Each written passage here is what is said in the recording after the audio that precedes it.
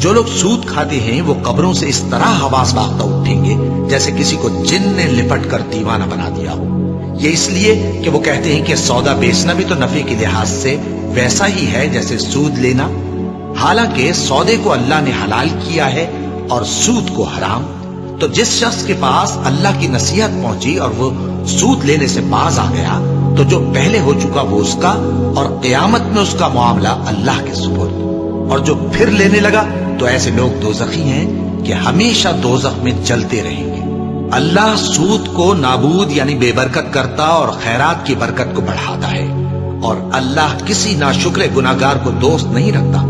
جو لوگ ایمان لائے اور نیک عمل کرتے اور نماز پڑھتے اور زکات دیتے رہے، ان کو ان کے کاموں کا صلہ اللہ کے ہاں ملے گا، اور قیامت کے دن ان کو نہ کچھ خوف ہوگا اور نہ وہ غمناک ہوں گے. مومنو، اللہ سے ڈرو، اور اگر ایمان رکھتے ہو تو جتنا سود باقی رہ گیا ہے اس کو چھوڑ دو. پھر اگر ایسا نہ کرو گے تو تم اللہ اور اس کے رسول کی طرف سے اعلان جنگ سن لو، اور اگر توبہ کر لو گے اور سود چھوڑ دو گے تو تم کو اپنی اصل رقم لینے کا حق ہے، جس میں نہ اوروں کا نقصان اور نہ تمہارا نقصان.